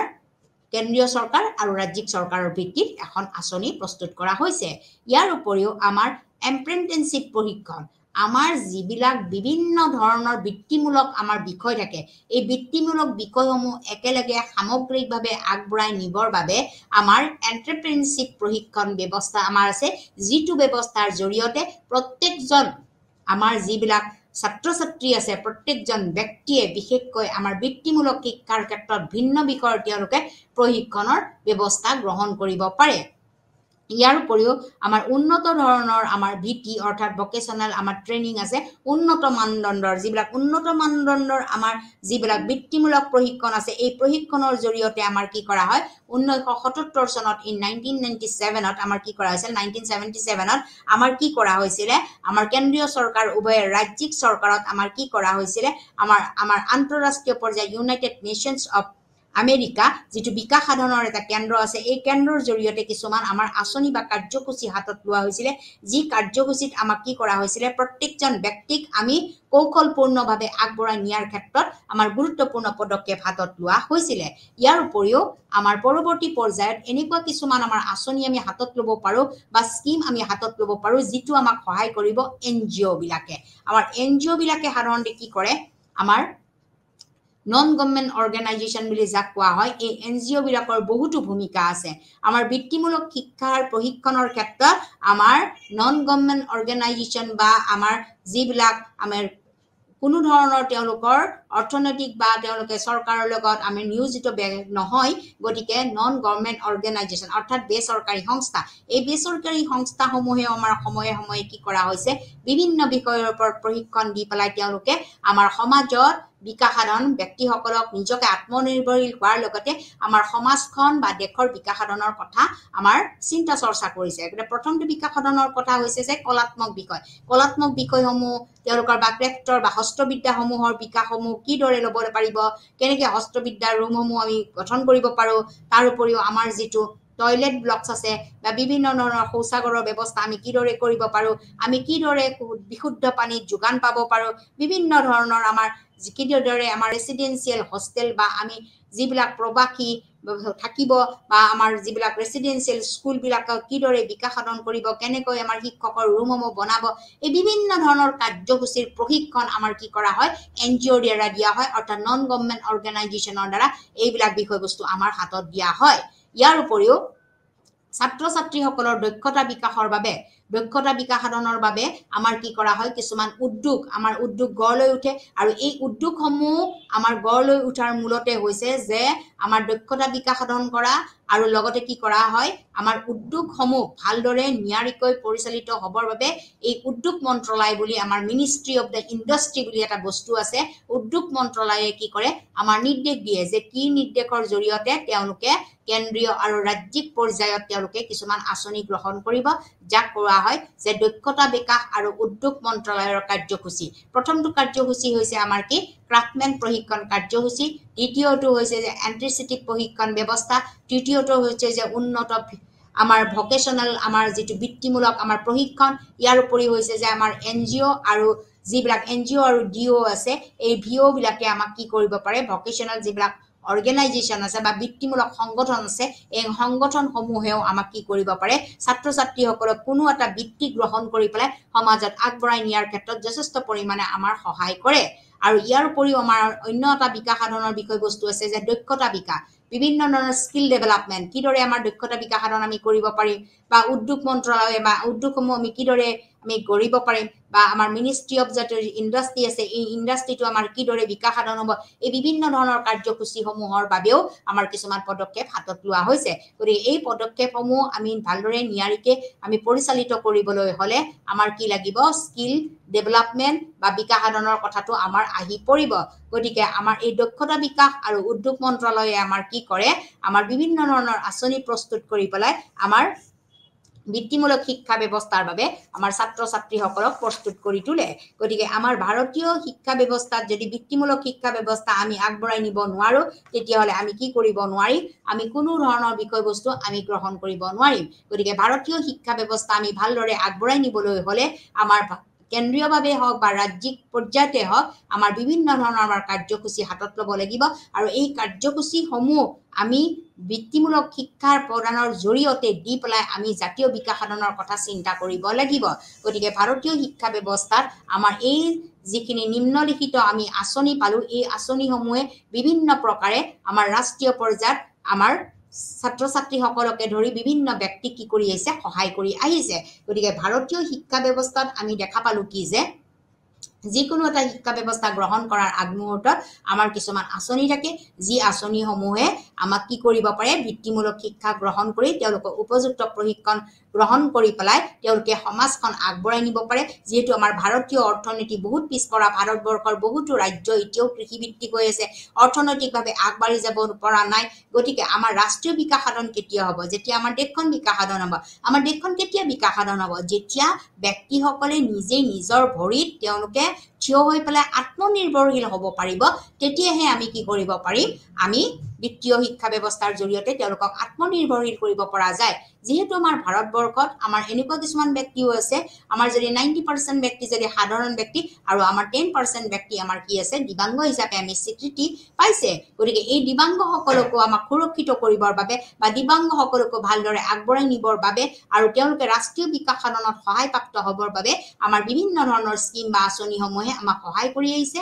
আমাৰ ৰাজ্যিক পৰ্যায়তে হওক আমাৰ কেন্দ্ৰীয় পৰ্যায়তে বা ৰাজ্যিক পৰ্যায়তে হওক আমি বিভিন্ন ধৰণৰ আমি কি কৰিব পাৰো স্কিম আমি হাতত ল'ব পাৰো গতিকে এনেকৈ দেখি আহিছো যে আমাৰ ভাৰতীয় শিক্ষা ব্যৱস্থাত আমাৰ কি কৰা হৈছে এই বৃত্তিমূলক শিক্ষা ব্যৱস্থাই যথেষ্ট পৰিমাণে আমাক সহায় কৰিছে গতিকে বৃত্তিমূলক শিক্ষা ব্যৱস্থাৰ লগত আমাৰ কি জড়িত হৈ আছে আমাৰ ৰাষ্ট্ৰীয় বিকাশ সাধনৰ কথা জড়িত হৈ আছে গতিকে ৰাষ্ট্ৰীয় বিকাশ সাধন হ'বলৈ হলে আমাৰ প্ৰত্যেকজন ব্যক্তিয়ে কি হ'ব লাগিব আত্মনিৰ্ভৰশীল হ'ব লাগিব প্ৰত্যেকজন ব্যক্তিয়ে যদি চৰকাৰী চাকৰিৰ প্ৰতি আশাবাদী হৈ থাকে তেতিয়াহ'লে আমি ৰাষ্ট্ৰীয় বিকাশ সাধন কৰিব নোৱাৰিম গতিকে ৰাষ্ট্ৰীয় বিকাশ সাধনৰ অন্তৰালতে আছে আমাৰ কি বিত্তীয় শিক্ষা ব্যৱস্থা গতিকে বিত্তীয় শিক্ষা ব্যৱস্থাক আমি ভালদৰে আগবঢ়াই নিবলৈ হলে আমি কি কৰিব লাগিব জ্ঞান আৰু দক্ষতাৰ জৰিয়তে কৰ্মশক্তিৰ বিকাশ সাধন কৰিব লাগিব জ্ঞান আৰু দক্ষতাৰ জৰিয়তে আমি কৰ্মশক্তিৰ বিকাশ সাধন কৰিব লাগিব আৰু দ্বিতীয়টো হৈছে যে মানৱ সম্পদৰ বিকাশ সাধন কৰিব লাগিব তৃতীয়টো হৈছে যে প্ৰশিক্ষণৰ মনোভাৱ শিশুৱে শিক্ষা স্থানত এক প্ৰকাৰৰ এন্টিপেটিচিভ সদৃশ আমি পাঠ্যক্ৰম অন্তৰ্ভুক্ত কৰিব লাগিব তাৰ পৰৱৰ্তী পৰ্যায়ত হৈছে যে ভাৰতীয় অৰ্থনীতিত আমাৰ কৃষিৰ আধাৰিত হৈ থকা গুৰুত্বপূৰ্ণ বিষয়সমূহ আমাৰ অব্যাহত আমি ৰাখিব লাগিব ইয়াৰ উপৰিও আমাৰ যিসকল ব্যক্তি আছে এই ব্যক্তিসকলক আমি কি কৰিব লাগিব কিছুমান এনাৰিক্স কৰিবলৈ হলে আমি যদি তেওঁলোকক উৎসাহিত কৰিব লগা হয় উৎসাহিত কৰিবৰ বাবে তেওঁলোকৰ যিবিলাক উপাদান আমাৰ যিবিলাক বৃত্তিমুখী শিক্ষা ব্যৱস্থাৰ উপাদান এই উপাদানৰ জৰিয়তে আমি নলেগেডৰ ব্যৱহাৰ কৰি পেলাই আমি জাতীয় বিকাশ সাধনৰ কথা আমি চিন্তা কৰিব লাগিব আৰু একদম শেষত আমি জানিব পাৰো যেনেকৈ আমাৰ শিক্ষা হৈছে এক শক্তিশালী সঁজুলি যাৰ জৰিয়তে আমি সমাজখন কি কৰিব পাৰো পৰিৱৰ্তন কৰিব পাৰো গতিকে আমি জানো যে বৃত্তিমূলক শিক্ষা ব্যৱস্থা এটা শিক্ষাৰ অন্তৰ্ভুক্ত বিষয়বস্তু গতিকে এটা অংশ গতিকে আমি সমাজখন কেতিয়া পৰিৱৰ্তন কৰিম সমাজখন পৰিৱৰ্তন কৰিবলৈ হলে আমি এক শক্তিশালী সঁজুলি হিচাপে কি কৰিব লাগিব ব্যৱহাৰ কৰিব লাগিব তাৰ পৰৱৰ্তী পৰ্যায়ত হৈছে কি আমি বৃত্তিমূলক শিক্ষা ব্যৱস্থাৰ জৰিয়তে আমি যদি ৰাষ্ট্ৰীয় পৰ্যায়ত বিকাশ সাধন কৰিবলগীয়া হয় তেতিয়াহ'লে আমাৰ সমাজত যিবিলাক বিভিন্ন বৃত্তি আছে এই বৃত্তিসমূহৰ বিভিন্ন উদ্ভাৱনমূলক আমাৰ কি আছে দিক আছে কেনেকৈ আমি উদ্ভাৱন কৰিম কোনটো বস্তু কিদৰে আজিৰ সমাজত আমি নতুন বিজ্ঞান আৰু প্ৰযুক্তিবিদ্যা আমাৰ আৰু বহু কিছুমান কলা কৌশলৰ বিষয়বস্তু আমাৰ সমাজত আহি পৰিছে আমি উদ্ভাৱন কৰিব পাৰিছো এই উদ্ভাৱন কৰা যিটো প্ৰতিশ্ৰুতি এই প্ৰতিশ্ৰুতিটো থাকিলেহে আমি কি কৰিব পাৰিম ৰাষ্ট্ৰীয় পৰ্যায়ত বিকাশ সাধন কৰিব পাৰিম যিটো আমাৰ ভকেচনেল বা বিত্তীয় শিক্ষা ব্যৱস্থাৰ এক অংশ বিশেষ বুলি আমি ক'ব পাৰো গতিকে আমি দেখা পাইছো যে ভাৰতীয় শিক্ষা ব্যৱস্থা গতিকে বৃত্তিমূলক শিক্ষা ব্যৱস্থাৰ যথেষ্টপূৰ্ণ গুৰুত্ব আছে আৰু এই বৃত্তিমূলক শিক্ষা ব্যৱস্থাৰ জৰিয়তে আমি জাতীয় বিকাশ সাধন কৰিব পাৰো ইয়াৰ পৰৱৰ্তী পৰ্যায়ত হৈছে আমি যিবিলাক বৃত্তিমূলক শিক্ষা দিছো এই শিক্ষা ব্যৱস্থাটো অকল সাধাৰণ যিবিলাক সমাজৰ ব্যক্তি আছে মধ্যবিত্ত হওক বা উচ্চবিত্ত হওক গতিকে এই ব্যক্তিসকলে যে আছে নহয় আমি যিটো বৃত্তিমূলক শিক্ষা ব্যৱস্থা দিম এই বৃত্তিমূলক শিক্ষা ব্যৱস্থা বিশেষকৈ আমাৰ সমাজৰ কিছু এক বিশেষ শ্ৰেণী বা বিশেষ শাখাৰ বাবে আমাক ইয়াৰ গুৰুত্বপূৰ্ণ স্থান লাভ কৰিছে এই বিশেষ শাখাৰ বাবে গুৰুত্বপূৰ্ণ স্থান লাভ কৰা অন্য এটা ব্যৱস্থা হৈছে যে আমি কি কৰিব পাৰো বৃত্তীয় শিক্ষাৰ জৰিয়তে বহু প্ৰৱেশ আৰু প্ৰস্থানৰ আমি প্ৰয়োজন আমি নিৰ্ভৰ কৰো বহু প্ৰৱেশ আৰু প্ৰস্থান আমি বিভিন্ন বিষয়ত আমি প্ৰৱেশ কৰিব দিব পাৰো আৰু প্ৰস্থানৰ বিষয়ে আমি গুৰুত্ব প্ৰদান কৰিব পাৰো ইয়াৰ উপৰি আমাৰ যিবিলাক হস্ৰমেধি মডুলাৰ পাঠ্যক্ৰম আমি বিকাশ সাধন কৰিব লাগিব বিশেষকৈ এই বিশেষ শাখাৰ সমাজৰ এই বিশেষ শাখাৰ ব্যক্তিসকলৰ বাবে আমি চমুকৈ খুব ছমহীয়া 3 মহীয়া এনেকুৱা ধৰণৰ চমু আমি সময়সীমা ৰাখি পেলাই আমি কিছুমান কি কৰিব লাগিব পাঠ্যক্ৰম তেওঁলোকৰ বাবে প্ৰস্তুত কৰিব লাগিব যাতে অতি কম সময়ৰ ভিতৰতে তেওঁলোকে সেই পাঠ্যক্ৰমৰ বিষয়বস্তুসমূহ আয়ত্তকৰণ কৰি পেলাই কোনো এটা বৃত্তি তেওঁলোকে কি কৰিব পাৰে গ্ৰহণ কৰিব পাৰে গতিকে কোনো এটা বৃত্তি গ্ৰহণ কৰিলেহে তেওঁলোকৰ আমি দেশৰ বিকাশ সাধনৰ কথা ভাবিব পাৰিম যদি ব্যক্তি এজন যদি আত্মনিৰ্ভৰশীল নহয় পৰনিৰ্ভৰশীলেই হৈ থাকে তেতিয়াহ'লে আমাৰ জাতিৰ বিকাশ নহ'ব ঘৰখনৰ যেতিয়া বিকাশ সাধন নহ'ব তেতিয়া সমাজখনৰ নহ'লে আমাৰ ৰাষ্ট্ৰৰ বিকাশ সাধন নহ'ব তাৰ পৰৱৰ্তী পৰ্যায়ত হৈছে যে জীৱিকা অৰ্জন কৰা কেনেকুৱা ধৰণৰ জীৱিকা তেওঁলোকে গ্ৰহণ কৰিব কোনো এটা বৃত্তি গ্ৰহণ কৰি পেলাই তেওঁলোকে কেনেকৈ জীৱিকা গ্ৰহণ কৰিব এইটো এটা আছে গুৰুত্বপূৰ্ণ বিষয় গতিকে জীৱিকাটো তেওঁলোকে অৰ্জন কৰিবলৈ যাওঁতে তেওঁলোকে কি কৰিব লাগিব যিকোনো এটা বৃত্তিমূলক শিক্ষা ব্যৱস্থা তেওঁলোকে গ্ৰহণ কৰিব পাৰিব লাগিব ইয়াৰ উপৰিও তেওঁলোকে যিটো বৃত্তিমূলক শিক্ষা ব্যৱস্থা আছে এই শিক্ষা ব্যৱস্থাটো আমি কি কৰিব লাগিব সাৰ্বজনীন কৰি তুলিব লাগিব যেনেকৈ প্ৰাথমিক শিক্ষা সাৰ্বজনীন কৰাৰ লগে লগেহে আমাৰ ভাৰতবৰ্ষ কি হৈছিল শিক্ষা আৰু জ্ঞানৰ পোহৰ বিকশিত হৈছিল প্ৰত্যেকজন শিশুৱে গাঁৱে ভূঞে চুকে কোণে থকা সকলোবিলাক তেওঁলোকৰ অভিভাৱকে তেওঁলোকৰ ছাত্ৰ ছাত্ৰীসকলক পাঠ্যক্ৰম তেওঁলোকে প্ৰাথমিক বিদ্যালয় গ্ৰহণ কৰিবৰ বাবে স্কুলত পঠাইছিলে ঠিক সেইদৰে আমাৰ বৃত্তিমূলক শিক্ষা ব্যৱস্থা কি কৰিব লাগিব আমি সাৰ্বজনীন কৰি গঢ়ি তুলিব লাগিব যদি সাৰ্বজনীন কৰি গঢ়ি তোলা হয় তেতিয়াহ'লে ভাৰতবৰ্ষৰ এই বিশেষ শাখাৰ যিখিনি ব্যক্তি আছে যিসকলৰ কোনো অৰ্থনৈতিকভাৱে দুৰ্বল তেওঁলোকৰ কোনো ধৰণৰ লিখা পঢ়া নাই গতিকে এই সকল ব্যক্তিক আমি আগবঢ়াই আনিবলৈ হ'লে আমি কি কৰিব লাগিব বৃত্তিমূলক শিক্ষা ব্যৱস্থা সাৰ্বজনীন কৰাৰ বাবে এটা পদক্ষেপ হাতত ল'ব লাগিব ইয়াৰ উপৰি আমাৰ যি নোডেল গেট কম্পেটেন্সন আৰু অৰ্থনৈতিক সম্ভাৱনাৰ বিকাশ সাধনৰ ক্ষেত্ৰত আমি কি কৰিব লাগিব এই বিষয়বস্তুটোৰ জৰিয়তে আমি বিশেষ শাখাৰ ব্যক্তিসকলক আগবঢ়াই নিয়াৰ ক্ষেত্ৰত আমি যথেষ্ট আমি গুৰুত্বপূৰ্ণ ভূমিকা গ্ৰহণ কৰিব পাৰো গতিকে আমি দেখা পালো যে আমাৰ বৃত্তিমূলক শিক্ষা ব্যৱস্থা অকল সাধাৰণ ব্যক্তিসকলৰ বাবেই নহয় আমাৰ সমাজত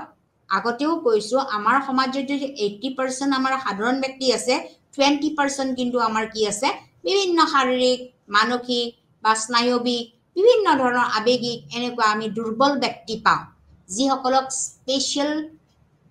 ব্যক্তি বুলি কোৱা হয় স্পেশাল ইন্ডিভিজুৱেল বা বিশেষ ব্যক্তি বুলি কোৱা হয় বিশেষভাৱে সক্ষম ব্যক্তি বুলি কোৱা হয় গতিকে বিশেষভাৱে সক্ষম ব্যক্তিসকলক বিশেষ কিছুমান প্ৰয়োজন আমাৰ দৰকাৰ হৈ পৰিছে যিটো আমাৰ বিত্তীয় শিক্ষা ব্যৱস্থাৰ জৰিয়তে এই ব্যক্তিসকলক আমি দিব পাৰো গতিকে এই ব্যক্তিসকলক আমি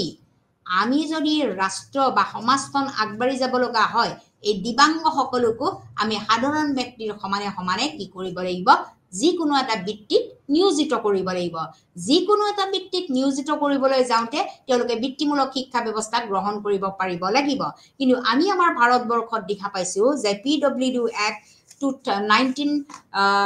1995 যিখন PWD Act আছে পাৰ্সনস উইথ ডিসেবিলিটিজ তাত আমি কি দেখা পাইছিলো তিনি প্ৰকাৰৰ বাধাগ্ৰস্ত দেখা পাইছিলো কিন্তু বৰ্তমান সময়ত ৰাইট দ্য পাৰ্সনস উইথ ডিসেবিলিটিজ ইন 2016 তেওঁলোকে আমাৰ 21 প্ৰকাৰৰ বাধাগ্ৰস্ত বা দিবাংগ শিশু বিষয়ে ক'বলৈ লৈছে গতিকে এই দিবাংগ শিশুসকলক সহায় কৰিবৰ বাবেও বিভিন্ন অনুষ্ঠান গঢ় লৈ উঠিছে যাৰ জৰিয়তে তেওঁলোকে বৃত্তিমূলক শিক্ষা গ্ৰহণ কৰি ভাৰতীয় অৰ্থনীতি তেওঁলোকে কি কৰিব পাৰিব আগবঢ়াই লৈ যাব পাৰিব গতিকে আজি মই মোৰ পাঠত আপোনালোকক এইখিনি বিষয়বস্তু আলোচনা কৰিলো পৰৱৰ্তী পৰ্যায়ত এটা নতুন পাঠ লৈ আপোনালোকৰ ওচৰত উপস্থিত হ'ম নমস্কাৰ